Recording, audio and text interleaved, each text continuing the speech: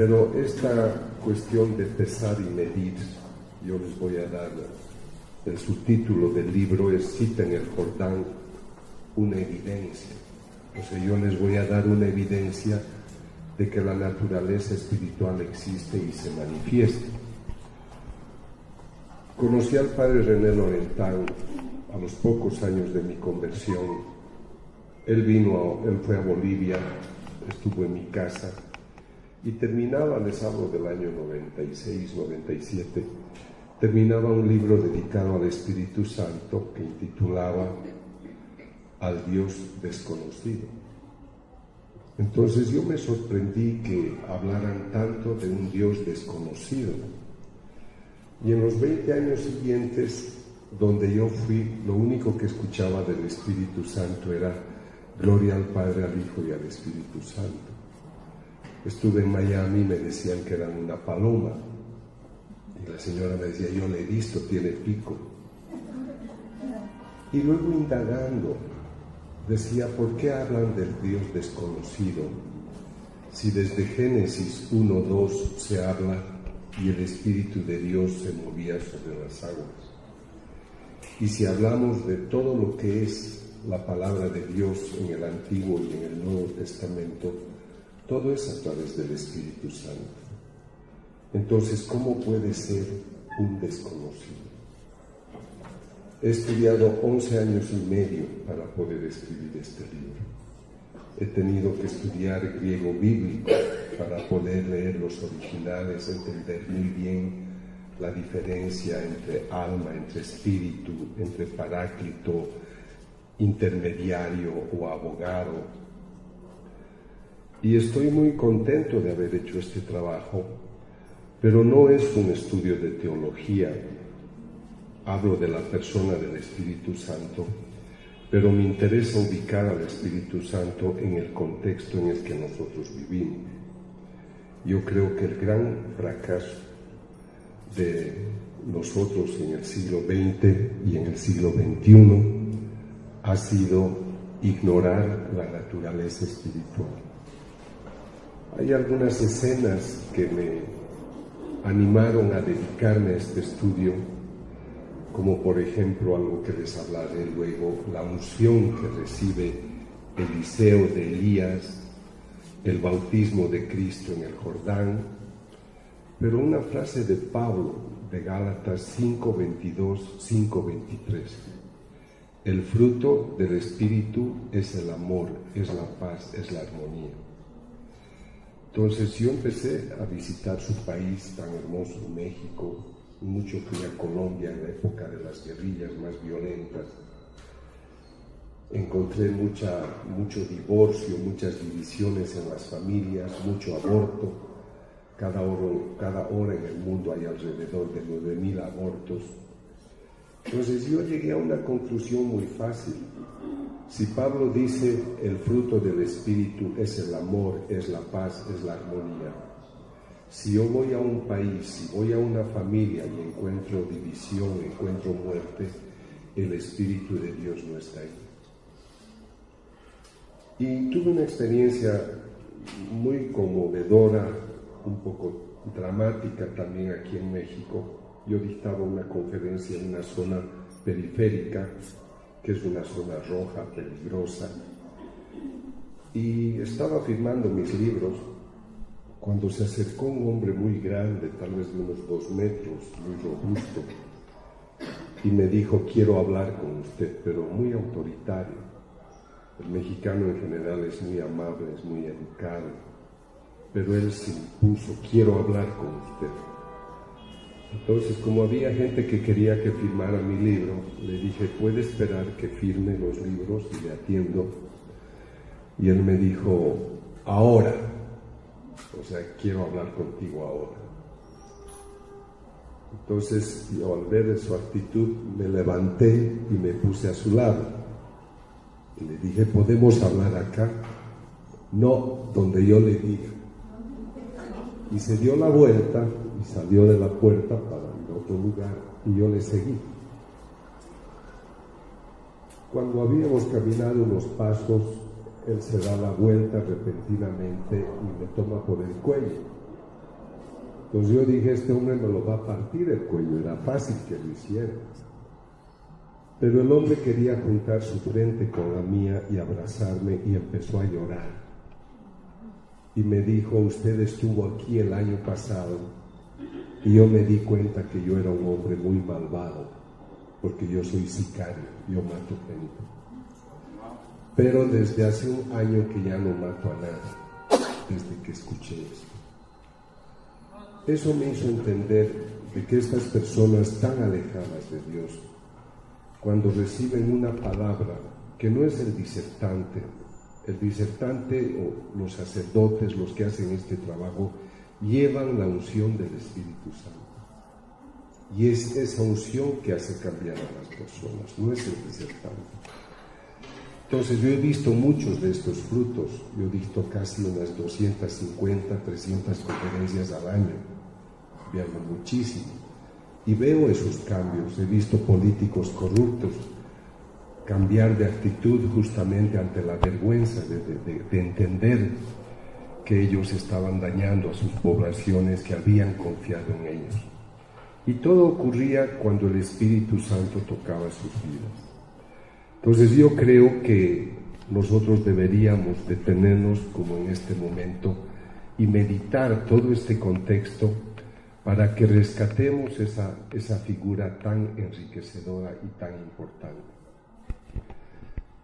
Hablo del Jordán como un río mítico para nosotros, porque aquí han ocurrido muchas historias. Nos podemos detener en el bautismo de Jesús, pero miren esta frase que escribe Josué en el capítulo 1, versículo 2. Moisés, mi siervo, ha muerto, prepárate para pasar ese Jordán junto con toda esta gente hacia la tierra que yo voy a darles. Yo tengo estos dos capítulos que me impactaron, por eso llamé el libro Cita en el Jordán, porque a mí me parece que el bautismo de Jesús es un antecedente fundamental para la vida de todo cristiano. Ese bautismo hará de ti el Hijo de Dios, borrará tu pecado. Y hay una frase fundamental del Génesis que debemos entenderla muy bien y que yo he visto que se la ha descuidado. Cuando el Señor dice que crea al hombre a imagen y semejanza, hablo de Génesis 1, 26, 27, varón y mujer los creó a su imagen y semejanza, está hablando que nos ha hecho a su imagen en cuanto somos espíritu. Y nosotros así, a pesar de nuestra pequeñez, tenemos algo de esa divinidad. Esa es la imagen. Pero la semejanza todavía no la tienes, porque la semejanza es una propuesta que Él te hace para que caminando en la vida cristiana tú te asemejes a su Hijo, a Cristo. O sea, tú tienes imagen y el potencial es la semejanza, es lo que tú tienes que lograr, es lo que tú tienes que conquistar. Y para eso es nuestra vida. Pero tú no lo puedes hacer sin la ayuda del Espíritu Santo. Así que la persona que entra a este compromiso, a esta bendición cristiana en el bautismo, ustedes saben bien que Jesús no necesitaba un bautismo, Hijo vivo de Dios vivo, pero nos estaba mostrando la senda. Por eso la Virgen dice, no solamente por el tema del vino, dice, hagan lo que Él les diga, pero en todo contexto. ¿Por qué? Porque Él es el camino, la verdad y la vida. O sea, si tú sigues ese camino, tú vas a acercarte a la semejanza en algo que nos vamos a comparar a Él. Pero la otra cita es muy bella, y por eso cuando digo cita en el Jordán, quiero invitarles a todos ustedes a que tengan una cita pendiente en el Jordán, que es el Jordán de sus vidas. Es fascinante la experiencia de Elías con Eliseo, porque Elías sabe que ha llegado su día, él se va a marchar. Hay una escuela que él ha fundado de profetas donde ese día le siguen 50 a Eliseo y le dicen, sabes que hoy va a ser llevado tu amo, etc. Y Elías le dice, quédate acá porque yo voy a ser llevado. Y él le dice, no, yo voy a ir contigo. Y a cada señal que le indicaba, voy a tal lugar, él le decía, por Dios y por tu nombre que yo voy, yo no me quedo acá. Cuando llegan al Jordán, toma su manto y se abren las aguas del Jordán ante el toque de Elías y pasan el río. Pero antes de eso le dice, ¿qué quieres, Eliseo? Quiero tu doble unción. Pides demasiado, pero si logras verme cuando yo sea llevado, la tendrás, si no, no la tendrás. En realidad la cosa es profunda, lo que está sucediendo en ese momento. En el entorno que ellos viven ha entrado la idolatría. Y ese Dios vivo que había rescatado a los judíos de Egipto estaba siendo ignorado y agradecían a Baal esa liberación. Entonces, cuando le dice, pides una cosa difícil, es porque ten cuidado, la unción que tú recibas te va a llevar a pelear con toda esta gente. Es algo difícil que tú quieres. Pero si tú me ves, eso está diciendo, si tú permaneces en la palabra de Dios, si tú permaneces en gracia, vas a tener esto. Y cuando él es recogido y cae el manto, lo recoge Eliseo y toca las aguas y se separan. A mí me da pena haber leído a algunos teólogos que dicen que eso es simbólico, que no era necesario que se abrieran las aguas. Yo tengo el honor de decir que yo he estudiado milagros modernos desde fines del siglo pasado y puedo demostrar que los milagros sí ocurren. Yo puedo demostrar que una mujer que no tenía lengua desde nacimiento, luego de una oración tenía lengua. Tengo muchísimos casos de hombres paralizados que no caminaban, que se han levantado después de una oración, y eso no es simbólico. Entonces los milagros suceden justamente para mostrar que hay una unción. No debería ser necesario, pero el Señor mostró su poder a través de sus milagros, y esos milagros ocurren por el poder del Espíritu Santo. Entonces, ¿a qué quiero llegar con este relato de Elías y Eliseo? Es que todos nosotros tenemos que recibir esa unción, porque todos nosotros estamos preocupados por lo que vivimos en esta sociedad. A mí me preocupa que en un país tan hermoso como este, cada 17 minutos se asesine a una persona. Me preocupa que cada día mueran 30,000 niños porque no tienen 10 centavos para una sulfa, cuando se desperdicia tanto dinero en tantas cosas. Entonces creo que tenemos muchas razones para preocuparnos y decir, nosotros necesitamos esa unción. Pero no es una cosa anónima. Yo necesito que tú, cada uno de ustedes, haga esa cita en el Jordán para pedir esta unción. Ahora, la figura de Juan es fascinante también, porque él es el símbolo de una transición. Yo bautizo con agua, pero el que viene bautizará en espíritu. Ese es un turning point, es un punto de quiebre. Algo especial está ocurriendo. En su bautismo, él está creando una conciencia. Les está diciendo, reconoce que eres un pecador. Pero él no tiene todavía la unción, ese poder. Pero está anunciando a aquel que sí va a venir. Detrás de mí viene uno que es más fuerte que yo, y no soy digno de inclinarme y de desatarle la correa de sus sandalias. Yo les he bautizado con agua, pero él bautizará con Espíritu Santo. Ya es un anuncio mucho más claro En el Antiguo Testamento has visto el humo, has visto el fuego, la zarza ardiente, los relámpagos, pero acá está él especificando, estamos entrando a un periodo sumamente especial.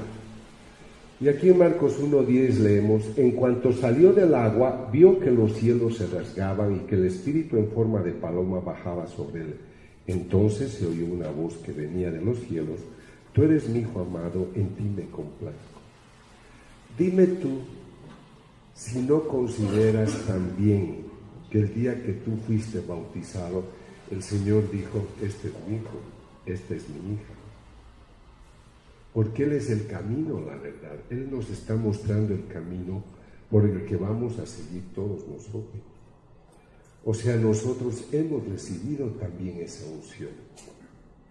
Y cuando acá, yo en el libro, no he querido colocar una paloma, sino que he colocado unos ojos.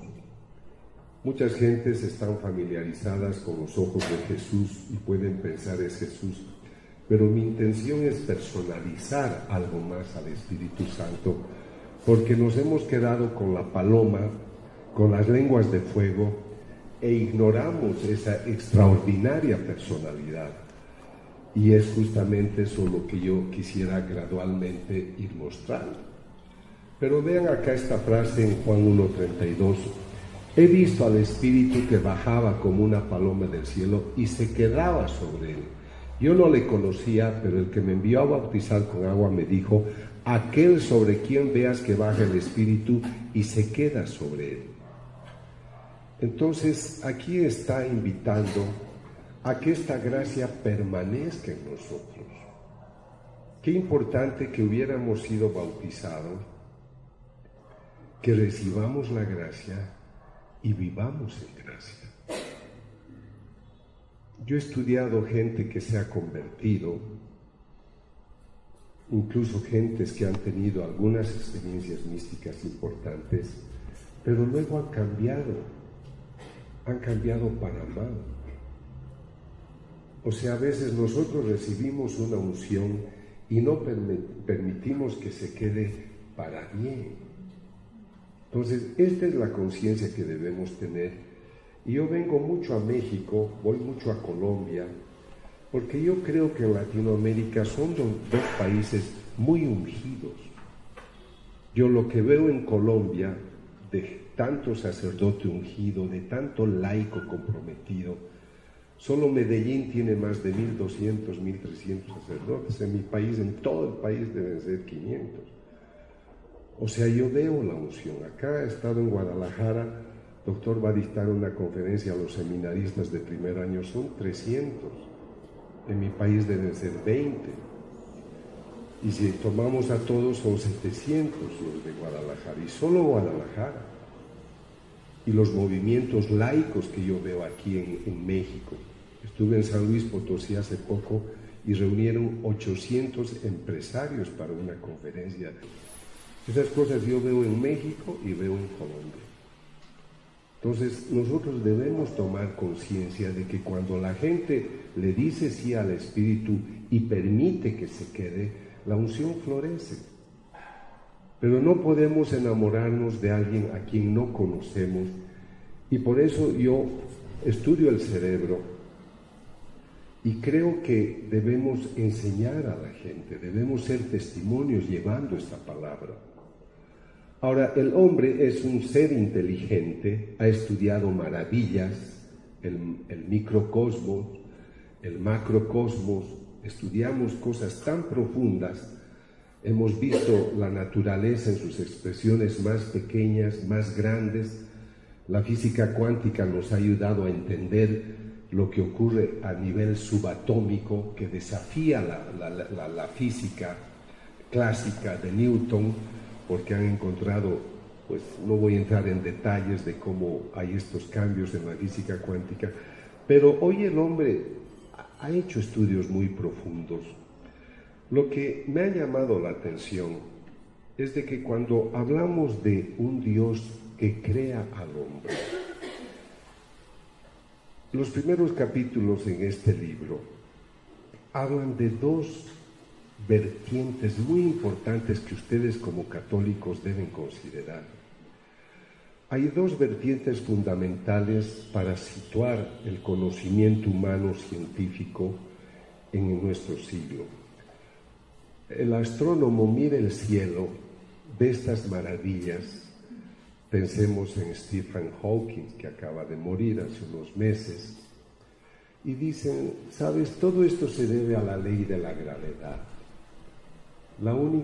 El único diseño que aquí existe no es el de Dios, es el de la ley de la gravedad. Y luego dejo de mirar el cielo, veo el mundo y digo, el hombre viene del mono. Entonces tengo un capítulo que he llamado El exilio de Dios. O sea, Dios hace el universo, crea al hombre y decimos, no, Él para nada, Él no tiene por qué estar acá. Nosotros, los científicos de la astronomía, por ejemplo, hay pensadores que dicen que todo es fruto del azar y de la casualidad. Luego les mostraré los datos, las palabras que dicen algunos. Y en la naturaleza biológica ha habido evolución, pero ha sido una lucha por la sobrevivencia y los más fuertes han sobrevivido. O sea, yo quisiera que ustedes consideren que el 96% de los grandes científicos cuyos libros nos han formado en las universidades, mi profesora fue Rita Levi Montalcini, una premio Nobel que decía, pensar que el espíritu existe es una ingenuidad. Esos grandes autores en su ciencia son los que han formado nuestro pensamiento en la geología, en la biología, en la neurociencia. Una ciencia sin Dios. Vuelvo a repetir, 96% de estos grandes científicos no creen ni en Dios ni en la naturaleza espiritual. Entonces Dios es un exiliado. Pues yo me pregunto, ¿qué tuvo San Agustín, Santo Tomás de Aquino, mentes tan preclaras para creer en Dios? Incluso los que nos abrieron el horizonte para lo que fue la nueva ciencia con el tema de la teoría heliocéntrica, geocéntrica, Kepler, Copérnico, Galileo, que rompen paradigmas, dicen, no, la Tierra no es el centro. Ellos eran creyentes. Pero si nosotros vemos el ambiente actual, al menos el que yo he conocido a fines de los años 70 hasta el presente, yo me he formado en el pensamiento de Jean-Paul Sartre, Premio Nobel de Literatura, el papa del existencialismo ateo, quien declaraba fundamentalmente que la existencia precede a la esencia. O sea, no hay un Dios que ha hecho las cosas. Primero es la existencia, eres un ser arrojado al mundo, y gradualmente tú vives para darle sentido a tu vida. Pero no hay un concepto ni anterior ni posterior. Y Simone de Beauvoir, cuando murió, dijo, la muerte nos separa y el futuro no nos unirá. Es muy distinto a lo que tú piensas y dices, he perdido a mi ser querido, pero es un hasta luego. Entonces estos pensadores dicen, no, y aquí está Rita Levi Montalcini, una gran persona, ha vivido 104 años muy intacta en todo, pero ella es la que nos decía, pensar que el hombre tenga naturaleza espiritual es una ingenuidad. Y si analizamos la historia de estos pensadores que llenan las enciclopedias, solamente he pensado en Federico Nietzsche, en Sigmund Freud. Nietzsche cantó la muerte de Dios. Y sobre todo tiene una escena en la que dice, además yo soy testigo de su muerte y veo cómo agoniza. Él canta en su filosofía la muerte de Dios. Y Freud, que ha afectado el pensamiento de mucha gente, decía que la idea de Dios era solamente una proyección del hijo que busca a un padre más poderoso. O sea, para estas personas Dios no existía. A este profesor, también premio Nobel de Física, yo lo conocí en Roma, en el Consejo Nacional de Investigaciones, donde estaba también la doctora Levi. Él decía que todo esto era sorprendente, ellos son astrónomos muy famosos, pero él decía, cuanto más comprensible se nos aparece el universo, tanto más sin sentido resulta. O sea, estas personas observan lo extraordinario, pero dicen, ¿y qué sentido tiene? Es acá que ellos tienen una parte débil, porque tú puedes entrar y decirle, como dijo Pablo, de ese Dios desconocido te quiero hablar. Tienes que decirle, tú no le encuentras sentido porque no conoces la otra versión. Tú estás centrado en el peso y en la medida, en la ciencia experimental, en el positivismo, y no has dado espacio a la fe. Entonces, como tú te has cerrado a ello, por eso es que tú dices que todo esto no tiene sentido. Pero quisiera que, yo estoy viniendo a su país algunas veces, porque yo quisiera animar a pensadores mexicanos en un país tan bendecido, a que enciendan una antorcha, porque la luz de ellos es la que más brilla. Yo estoy en ese ambiente. Mañana, con todo respeto, manden un cardenal a la Universidad de Sydney que hable y digan el cardenal tal hablará. No sé cuántas personas irán, cuántos estudiantes de física, de química, de biología, pero pongan uno de los nombres que yo les voy a mostrar luego y van a ir 2.000, 3.000 jóvenes. Entonces nosotros tenemos que encender una antorcha, porque miren lo que dice este gran profesor, premio Nobel. Hay una asociación que se llama Para el Avance de la Ciencia, y ellos querían establecer un diálogo entre ciencia y fe. Y el profesor responde de esta manera, el profesor Weinberg: yo estoy todo a favor de un diálogo entre ciencia y religión, pero no a favor de un diálogo constructivo. Uno de los grandes logros de la ciencia ha sido, si no hacer imposible que gente inteligente sea religiosa, sí hacer posible que ellos no sean religiosos. No deberíamos alejarnos de este objetivo. Ellos trabajan para no creer. Y ellos son muy unidos. Uno de estos profesores quiso hacer un documental de 30 minutos en contra de las religiones, y en 30 minutos, no, en una hora reunió $1.200.000. Yo hago $1.200.000 para su documental, pero todos de sus amigos ateos. Yo hago 9 documentales de televisión y nadie me dice te doy $100. Así somos. Bueno, no los conocen ustedes todavía, ¿no? O sea, ellos tienen fuerza, ellos tienen pasión por lo que hacen. Me sorprende cómo algunos de ellos en un debate a un cristiano le dicen, no es en Marcos 6:2 como usted dice, es en Juan 11:14. Ellos estudian, ellos aprenden griego, aprenden hebreo para poder justificar sus conceptos. Y por eso es que son muy letrados en lo suyo. Y aquí está el famoso Stephen Hawking. Él fue miembro de la Academia Pontificia de la Ciencia, un personaje muy cotizado en el Vaticano. Hasta hace poco, yo estuve en diciembre hace 2 años y él era el principal orador. Y él dice, él ha escrito un libro que se intitula El Gran Diseño. Pero ¿por qué le puso el título Gran Diseño?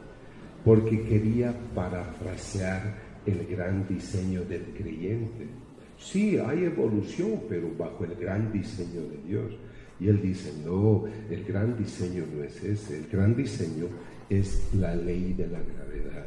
Solo gracias a eso existe todo, y no hay razón para invocar a un Dios que encienda la mecha dando inicio al universo. Para él es por la ley de la gravedad que el universo puede crearse de la nada. Estos son los pensadores que han conquistado, y por eso creo que es importante tener estos momentos de meditación. El profesor Georges Lemaitre es un sacerdote belga que fue uno de los primeros en considerar lo que luego se llamaría la teoría del Big Bang. Él era muy bien formado en la física y dijo que al inicio hubo una explosión de algo que llamó átomo primitivo o huevo cósmico. Ustedes conocen la teoría del Big Bang, que no es el nombre científico, sino es el nombre popular, de que al inicio, hace 13.700 millones de años, algo explotó y se dio inicio a todo. Entonces, cuando se aprobó que esto sí era posible, lo persiguieron mucho a él, y por eso escribe en una de sus memorias: yo me convertí en sospechoso para los científicos, pues pensaban que intentaban introducir en la ciencia la creación divina. ¿No? Entonces es por eso, incluso no fue, aquí hay un pequeño encuentro con Einstein, pero Einstein no lo quería para nada, ¿no? Entonces vean, en la astronomía, si ustedes toman el promedio de los grandes investigadores, para ellos Dios no hizo absolutamente nada. Aterrizamos en la Tierra y nos encontramos con un personaje interesantísimo, Charles Robert Darwin. Él estudió teología, pero cuando se subió al Beagle para hacer un viaje, se llevó libros de geología, de zoología. Un profesor le regaló un libro importante de geología, y toda su fe cristiana se fue cuestionando. Él se fue haciendo muy científico de la naturaleza biológica, de la geológica, y no encontraba muy lógico que de la nada aparezca todo. Pero él sufría. Yo me he leído todo lo que han publicado sobre él, porque por eso he tardado 11 años escribiendo este libro. Él dice: ¿cómo no quisiera estar en Pompeya? Conocen ustedes Pompeya, que se destruyó con la erupción del Vesubio. Encontrar entre los repertos algunos documentos antiguos que justificaran los milagros de Cristo, que dijeran sí, que hubo esos milagros. Lo que no tengo es una evidencia de que hubo esos milagros. Él sufrió mucho. Pero como ocurre a veces con nosotros mismos católicos, si nos alejamos poco a poco, nos alejamos mucho y se hace una costra. Entonces él se alejó. De hecho, antes de morir, cuando sus amigos le preguntaban: ¿y cuál es tu situación de fe? A veces me viene la idea, pero dejo que se me pase. Y él se define al final y dice: pero posiblemente lo que me defina es ser agnóstico. Pero necesito que ustedes comprendan lo que es el evolucionismo darwinista y lo que es el evolucionismo moderno. Darwin publica su famoso libro El origen de las especies. Yo he trabajado con los originales, y en el año 1859 publica un libro en el cual hay un texto. Quisiera que me lo sigan con atención. Les voy a leer en la traducción del libro del 59. Esto está casi al final del libro. Hay grandeza en esta concepción según la cual la vida, con sus diferentes fuerzas, ha sido alentada, aquí tienen el texto, en un reducido número de formas o en una sola, y que mientras este planeta ha ido girando según la constante ley de la gravitación, se han desarrollado y se están desarrollando a partir de un principio tan sencillo una infinidad de las formas más bellas y portentosas. Página 490. Pero en la edición de 1860, fíjense lo que aquí introduce. Hay grandeza, con sus diferentes fuerzas, ha sido alentada por un creador. Esto publica en la edición del año siguiente. Entonces, yo ahora que he trabajado tanto estos temas, me encuentro con profesores muy famosos de biología, evolucionistas, por eso digo una cosa es el darwinismo y otro el evolucionismo moderno. Dicen, Darwin escribió el origen de las especies para anular la idea de Dios. Mentira. Eso le estás haciendo decir tú. Entonces, ¿por qué él al año siguiente le añade que esto ha sido posiblemente soplo de un creador? Entonces, esto es muy bueno que nosotros sepamos, porque los nuevos evolucionistas no van a las fuentes. Ellos creen lo que sus profesores les van contando. Entonces, él fue muy respetuoso. Yo he leído sus cartas, su biografía, las intimidades que escribe su mujer. Su mujer le pedía ir a misa, por ejemplo, porque ella era muy creyente. Pero cuando le escribían cartas y decían, ¿y tú qué opinas? ¿Qué le digo al creyente? ¿Saben qué respondía? Yo no te puedo dar una opinión, porque la convicción de fe es muy propia de una persona y yo no tengo el derecho de influenciar. Pero vean, los evolucionistas jóvenes quieren hacer todo para eliminar el pensamiento religioso, no solo el cristiano, el religioso. Y aquí es donde han nacido estos personajes. A Richard Dawkins, un gran biólogo de Oxford, le llaman el mastín de Darwin, porque él defiende la teoría de la evolución, pero ciega. Él no es un darwinista, es un evolucionista ciego. Ha escrito este libro, El espejismo de Dios, The God Delusion, que en general es la decepción, el engaño de Dios. Y él escribe libros, La realidad mágica, para niños, para que desde niños se acostumbren a no creer, a que tienen que estar alejados de la religión. Y él ha alquilado 800 autobuses con un letrero que dice, probablemente Dios no existe, así que deja de preocuparte y goza de la vida.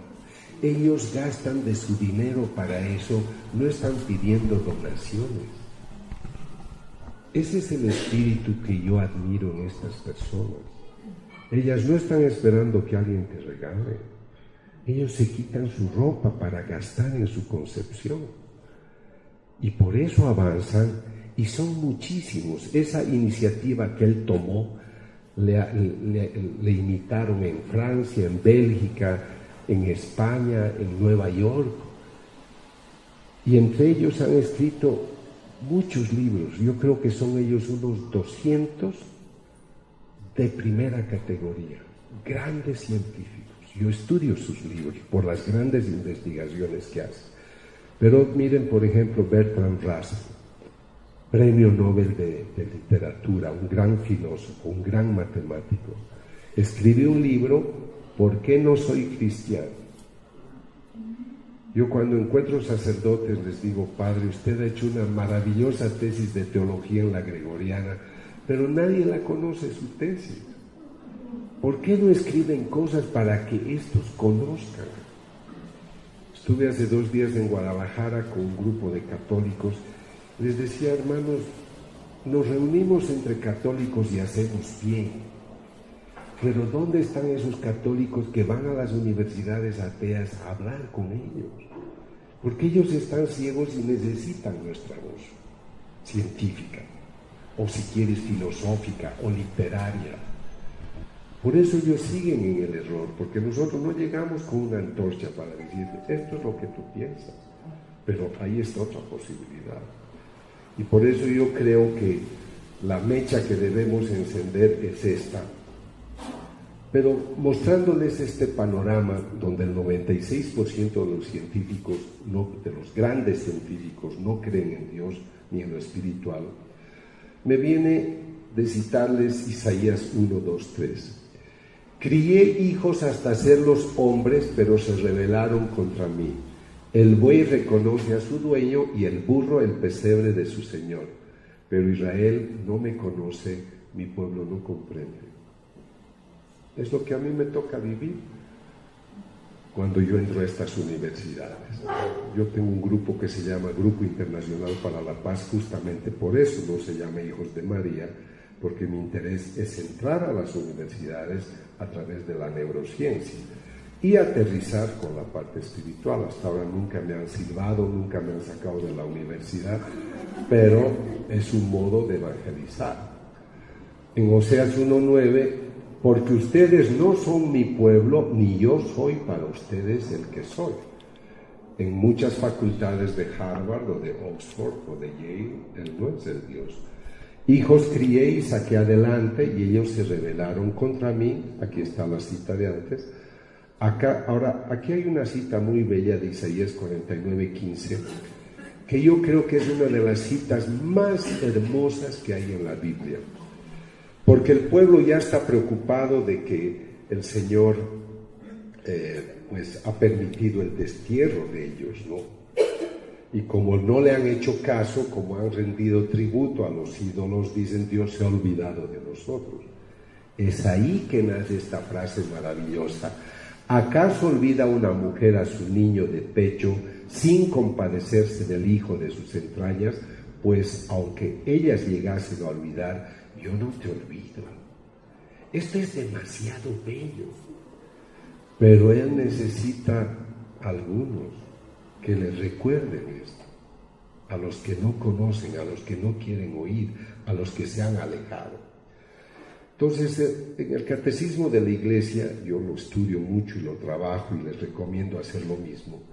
En lo más profundo de su conciencia, el hombre descubre una ley que él no se da a sí mismo. Esta ley es importante porque es la voz de la conciencia, es la voz de Dios en nuestras vidas. Pero ¿por qué yo hablo de neurociencia y hablo de vida espiritual? Porque yo sé muy bien que si yo vivo en un ambiente donde me dicen que la castidad y la pureza es importante, yo voy a aprender la pureza y la castidad. Pero si vivo en otro ambiente donde me dicen que yo puedo abortar cuando quiera, bueno, no yo, una mujer puede abortar cuando quiera, ella va a aprender a esto. Yo tengo una experiencia delicada. Cuando yo estaba trabajando en la universidad dictando clases, yo tenía muchas jóvenes de 20, 22 años, doctor, he abortado, ayúdeme, tengo culpa, tengo dolor, tengo depresión. En los últimos 15 años, ni siquiera 3 mujeres me han dicho que tienen pena de su aborto.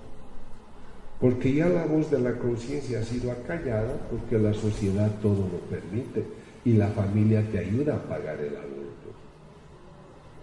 Entonces es esta voz que estamos ahogando. Acá entrevistaron a una mujer, una periodista. Le dijo, yo sé que usted tiene 2 profesiones. Usted trabaja en su negocio, vende galletas, caramelos, pero usted tiene otra profesión. Sí. Yo soy sicaria, yo mato gente. ¿Cuánto gana al mes? Depende, 10,000, 12,000, 14,000 pesos. ¿Cuántos tiene que matar al mes para ganar ese dinero? Los que me digan 5, 6, 7. Y no le da pena dejar huérfanos, dejar huérfanas, viudos, viudas. Es mi chamba. Ya no hay la voz de la conciencia. Y esta es la voz del Espíritu. O sea que el Espíritu es derramado a nuestros corazones con la confianza de que lo hagamos crecer y florecer. Pero si yo voy a un ambiente que lo asfixia, yo he nacido en una familia católica. No he vivido, digamos, el extremo del existencialismo, digamos la angustia de la que hablaba Jean-Paul Sartre, pero sí no he conocido a Dios, absolutamente. Y que tu maestro de filosofía, un premio Nobel, te diga, solo hay la existencia. Y tu gran maestra admirada, premio Nobel de neurología en medicina, te diga, pensar en el espíritu es ingenuo, tú les crees porque estás en ese ambiente y vives en consecuencia. Ahora, la gente es noble. Jean-Paul Sartre era un hombre ateo, pero él nos dijo, eres libre, pero al ser libre debes decidir con responsabilidad, porque lo que tú decides le afecta al otro y tú no tienes por qué lastimarlo al otro con tu decisión irresponsable. O sea, no son malas personas, pero no conocen la luz del Espíritu. Entonces yo pienso que por eso el Señor tiene que hacer algo. Cito este momento de Juan 6:67 porque es dramático. Jesús les está diciendo a todos, yo soy el pan bajado del cielo. Si ustedes comen mi pan tendrán vida eterna. Pero en el versículo 6:66 muchos se impresionan, no les gusta y lo abandonan. Entonces el Señor sí, le mira a los suyos. Si leen el capítulo 6, que yo se los recomiendo, yo lo he leído 70, 80, 90 veces porque es bello, es profundo. Vas a sentir el ansia de un Cristo que dice, pero no me entiendes, yo soy el pan bajado del cielo. Entonces para él tiene que haber sido una frustración cuando le dicen, nos vamos, esto es demasiado, no te queremos seguir, y muchos lo abandonaron. Entonces en esa sensación de malestar, de amargura, de fracaso, yo me imagino la escena porque tienen que mirar a los suyos y decir, y ustedes también se van a marchar. Pero acá viene la voz de la conciencia. Acá viene la voz del Espíritu en estas almas bien dispuestas. Y Pedro le dice, ignorante, traidor, inculto. Pero miren lo que le dice. ¿A quién iremos? Tú tienes palabra de vida eterna. Nosotros hemos creído, reconocido que tú eres el Santo de Dios. Esto es demasiado prodigioso. Porque ahí está el corazón. Y por eso el trabajo que ustedes hacen, hermanos, en sus cultos, es esto. ¿Por qué se han hecho sacerdotes ustedes? Porque esa voz gritaba, te quiero sacerdote, te quiero monja, te quiero laico comprometido. Por eso no podemos perder el tiempo, por eso no nos podemos confundir. No pueden meter el egoísmo, la miseria, lo que impida el esplendor de esta voz. La necesitamos ahora más que nunca, porque es de ahí donde vienen las iniciativas. Teresa de Calcuta no habría hecho la obra, Francisco de Asís, ninguno de esos grandes personajes, si no escuchaban esta voz, que es su voz interior. Pero Dios no se resigna. A mí cuando leo estos textos me avergüenzan, porque Dios tan grande, tan poderoso, sigue insistiendo, busca la fidelidad. Yo quiero ser tu Dios, yo quiero que tú seas mi pueblo, y el pueblo le traiciona. Miren estas frases maravillosas que quisieran que sus enamorados se las hubieran dicho a usted. Por eso yo voy a seducirla, la llevaré al desierto y hablaré a su corazón. Pondré mi ley en su interior y sobre sus corazones la escribiré, y yo seré su Dios y ellos serán mi pueblo. Y les daré un corazón nuevo, infundiré en ustedes un espíritu nuevo, quitaré de su carne el corazón de piedra y les daré un corazón de carne. Es su ilusión constante. ¿Y cuáles son los frutos? Yo pienso, ¿qué amargura habrá tenido cuando Judas lo traicionó? Yo he escrito un libro que se intitula Rastros de sangre, signos de vida, y tengo una escena en la cual al Señor lo están juzgando. Entonces Él está ya solo, ya lo han golpeado, va a ser juzgado, está maniatado y se siente solo. Pero Él lo empieza a buscar a Pedro, a su roca. Lo empieza a buscar y lo ve. cuando le está diciendo a la mujer, mujer, estás equivocada, yo no soy de ellos. Está buscando el apoyo y escucha la negación. Y yo le hago decir al Señor, ahora sí estoy realmente solo. Pero Él, a pesar de todo, sigue golpeando las puertas de nuestros corazones. A toda esta camada de grandes intelectuales que no le reconocen, grandes profesores que dicen, no, tú no existes. Pero ahí viene, yo les recomiendo que se lean los capítulos 13, 14, 15, 16, 17 de San Juan, porque ahí se entiende muy bien toda esta dinámica por la cual Él dice, yo les voy a enviar el Paráclito. Y yo rogaré al Padre, les dará otro Consolador, alón Paráclito, otro, porque yo soy uno, Él es uno. Y les voy a enviar otro para que esté siempre con ustedes. Es el Espíritu de la verdad a quien el mundo no puede recibir porque no lo ve ni lo conoce. Por eso nosotros no podemos conformarnos con reunir miles de católicos en una reunión, que es bueno hacerlo. Pero tenemos que hacer estrategias. ¿Cómo hago para ir a hablar a los otros? A mí me sorprende que no haya esa gente. Yo tengo un grupo que se ocupa de eso y nuestra consigna es, vamos a ir donde los otros no van. Pero somos pocos.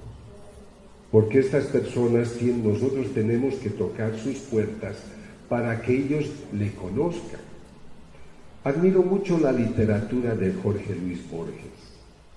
Y una periodista le dice, usted cree en Dios, ¿verdad? No, le dice, yo no creo en Dios. Pero usted ha escrito tantos poemas hermosos dedicados a Dios. No, dice, ese es un género literario. También hablo del Minotauro y eso no quiere decir que yo crea en él. Y así él murió. Pero este otro hombre, Gilbert K. Chesterton, que se convirtió el gran poeta inglés, él tiene un libro incluso que se llama Ortodoxia.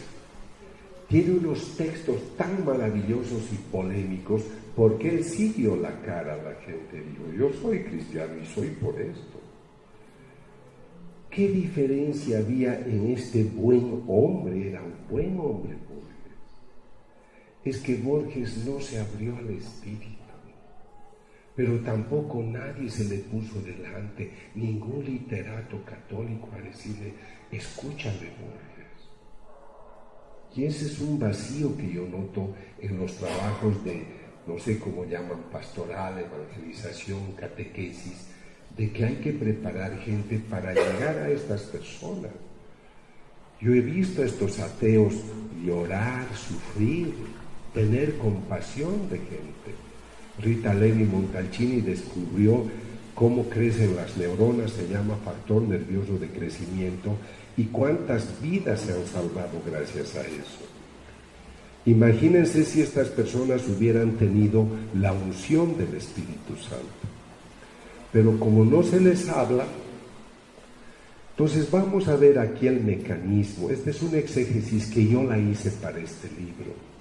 Yo escribo ante el Santísimo. Yo me he pasado horas y horas y horas, porque esto solo puedo escribir en una capilla. El Señor da un mandamiento, pero quisiera que vean y dice, amen como yo los he amado, en esto conocerán que ustedes son mis discípulos. El Señor está dando el mandamiento del amor. Luego tenemos citas que fortalecen el concepto, si me aman guardarán mis mandamientos. Ya tenemos la consigna de amar a Dios sobre todas las cosas. Y yo pediré al Padre y les dará otro Paráclito para que esté con ustedes para siempre. ¿Saben por qué el Señor pide a este Consolador? ¿Sabes por qué pide que venga y te recuerde todo? Porque nos está dando un mandamiento fundamental que es el del amor. Y no puedes amar como Él quiere sin el Espíritu Santo. Por eso hoy hablamos de genitalidad, de sexismo, de convivencia, de unión libre, porque hemos despreciado esto. Hoy es cuerpo a cuerpo. Yo dirigí una clínica en Alemania unos 12 años y una de mis profesoras de fisioterapia era una joven de 22 años que un día conversando nos contó ahí en la mesa que ya había vivido con 18 hombres a sus 22 años. Ella estaba serena y tranquila.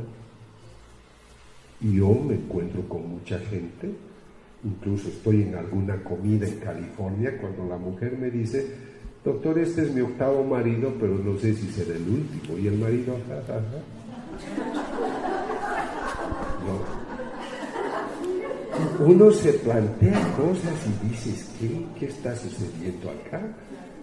Atendí un caso de un joven latino que vivía en Miami, que se casó con una señora muy gringa, y un día le dice: vamos a Nueva York, llévame a Nueva York. Sí, le dice, vamos al fin de semana. Llegan a Nueva York y desaparece la mujer el viernes. El hombre fue a la policía, fue a todas partes, preocupado, era la mujer con la que vivía. Y la buscó hasta el domingo a las 4 o 5 de la tarde, que ella llega corriendo. Le dice: ¿dónde te has ido? I went to visit my boyfriend. Fui a visitar a mi novio. ¿A tu novio? Pero tú me traes de Miami para que vayas donde tu novio y me preocupas. He ido a la policía. Sí, dice, pero ¿y qué tiene de malo? A él lo conocí antes. Además, a ti te quiero, pero con él soy feliz. It's just sex, es solo sexo con él, contigo es amor. Imagínense, yo tuve que atenderlo al joven porque estaba desquiciado. Entonces vean el tema de valores. Yo creo que no estamos compaginando bien. He estado hace un mes y medio dictando un taller de un día entero a los jóvenes que han estado y a las jóvenes en Buenos Aires, la noche del tema del aborto. Y ellas me decían: doctor, era una lucha feroz porque nos insultaban las que estaban a favor del aborto. Pero piensen ustedes, ves una joven de 18, 20 años, furiosa, aguerrida, que te dice: yo tengo derecho a hacer con mi vida lo que yo quiera. Y 10 o 15 veces no van a hacer. Entonces, clínicamente, no hablamos religiosamente, hablamos clínicamente. ¿Qué tienes en tu mente para hablar con tanta furia de este niño indefenso a quien tú has dado vida? Esta es la contradicción. Y eso sucede porque no sopla la luz del Espíritu Santo. Miren, yo he quedado sorprendido que durante 2000 años los católicos hubiéramos relegado tanto al Espíritu Santo. Y por eso vivimos esta situación de tanta confusión.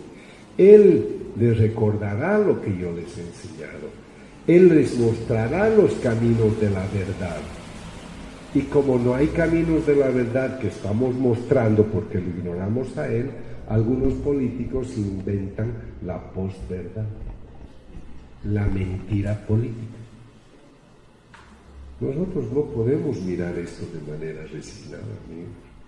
Yo no digo que vamos a ir a hacer cosas dramáticas, pero donde tú estés, en el lugar que a ti te toque, ahí tú tienes que encender esta antorcha, y para eso te estoy invitando a tu cita en el Jordán.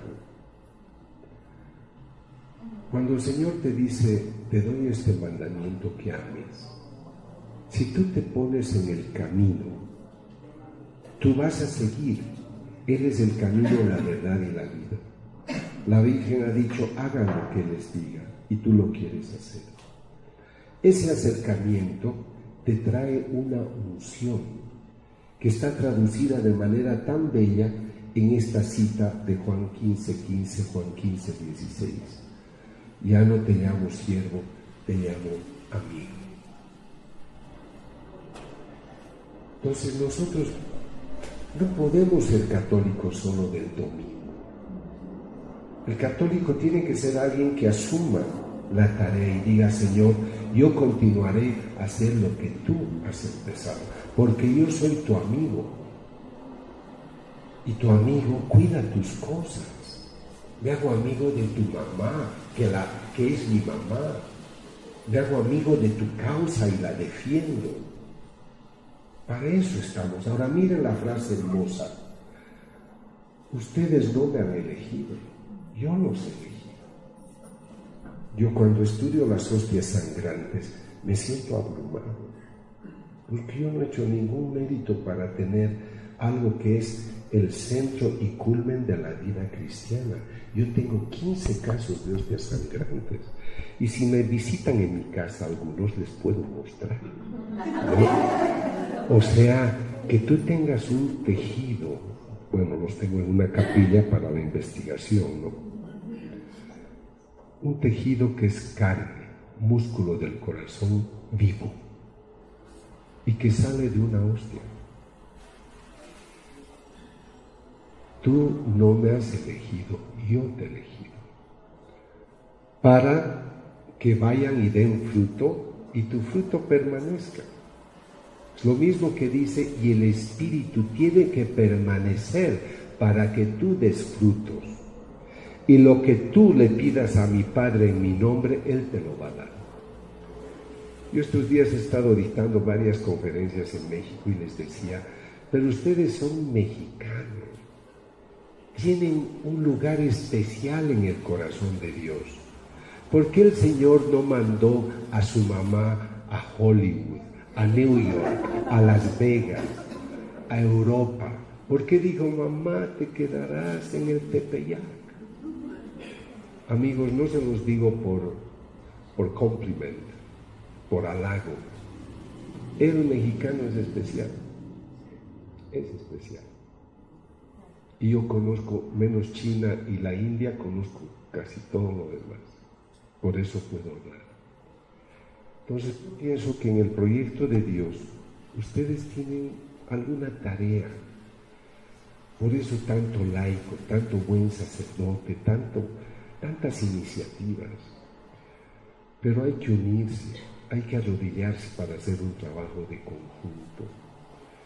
Porque yo pienso que en algún momento una antorcha tiene que iluminar Latinoamérica, y tal vez tenga que ser desde México, desde Colombia, porque son países muy espirituales. Y si permaneces en mí, entonces lo que le pidas a mi Padre en mi nombre, te lo concederá. Entonces, el Señor prepara estos capítulos 15, 16, son estos profundos de despedida que el Señor está dando. Pero Él dice: cuando venga el Espíritu, Él les va a llevar hasta la verdad completa. Él me dará gloria. Pero si lo ignoro, ¿ustedes de dónde piensan que el movimiento carismático rescata la figura del Espíritu Santo? Del movimiento carismático protestante de los años 30 en Estados Unidos. Bendito Dios, que hemos entendido su iniciativa. Y aún así el Espíritu Santo sigue siendo relegado, porque en muchos ambientes tampoco se entiende adecuadamente el movimiento carismático. O sea que por eso yo creo que en este tiempo debemos hablar de esta presencia importante. Entonces, el Señor ha comprendido, Él conoce todo y dice: bueno, mis hijos no me reconocen, pero yo voy a hacer algo. Sé que tenemos que descansar un minutito, pero denme 5 minutos, vamos a descansar, pero terminaré con eso. Quisiera que se ubiquen que el Señor está dando tareas. Amen, es mi principal mandamiento. Para que ames para que sirvas a los otros, porque Él ha dado el ejemplo ya del servicio, te voy a enviar el Espíritu Santo, porque sin el Espíritu Santo no vas a poder amar. Pero ahora, ¿qué sucede en este momento? El Señor está muriendo. Hijo, aquí está tu madre. Madre, aquí están tus hijos. Ella se va a quedar.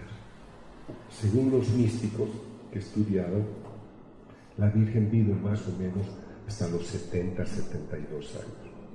Pero ella cuida la iglesia. Pero ahora, acompáñenme en este momento. El Señor está agonizando y dice: todo está consumado. Padre, en tus manos entrego mi espíritu. Este momento es fundamental porque Él está diciendo: todo lo que tú me has pedido he cumplido. Todo ya está hecho. Te entrego mi espíritu. Soy la segunda persona para que ahora envíes a la tercera persona. Esto es trascendental. Por eso Él dice: es necesario que yo me marche. Pero lo que no hemos comprendido aún nosotros es de que envía al Espíritu Santo para que permanezca entre nosotros. En la segunda parte voy a hablar ya de la resurrección, del momento en el cual se aparece entre los suyos y dice: la paz esté con ustedes. Ya es el vigor, ya es el resultado de todo lo que ha hecho, y Él en este momento a los suyos les dice: la paz esté con ustedes. La paz es Él. Pero dice, dicho esto, les mostró sus manos, y un segundo, al atardecer de aquel día, estando cerradas por miedo de los judíos las puertas del lugar donde se encontraban, se presentó Jesús en medio de ellos y les dijo: la paz esté con ustedes. Dicho esto, les mostró las manos. Los discípulos se alegraron y volvió a decir: la paz esté con ustedes. Cuando Pablo en Gálatas 2:20 dice: yo ya no vivo, Cristo vive en mí. No solo es el que ha entrado en la vida, en el camino, la verdad y la vida, sino que al incorporar a Dios en su vida, porque ustedes aman, reconocerán que son mis discípulos, porque tú tienes la paz, tú llevas la paz de Dios, y a esas personas las reconoces por la paz. Por eso es un antitestimonio nuestra conducta beligerante, impaciente, rencorosa, que divide, porque no estamos tomando conciencia de esto. El resultado de sus 33 años, de su pasión, de su resurrección, es: la paz esté con ustedes. Yo, el resucitado, les traigo todo. Y gracias a ello puede hacer esto. Como el Padre me envió, también yo les envío. Reciban al Espíritu Santo. O sea, a sus sacerdotes, antes de enviar el Espíritu Santo a todo el mundo, les sopla, porque son sus dilectos, son aquellos que van a tener el ministerio de ponerlo en cada altar cuando ellos consagraron. Entonces, este es el momento en el cual Él va a empezar a presentar el Espíritu Santo, ya lo hace actuar, y luego por eso dirá a los suyos: no salgan. Estoy hablando de Hechos 1:8, porque el Espíritu Santo vendrá y recibirán el poder y serán mis testigos en Jerusalén, en Samaria, hasta los confines de la tierra. O sea, sin ese espíritu no podemos ser testimonios. Así que la segunda parte viene después por este mismo canal en el... ¿Cuánto tiempo?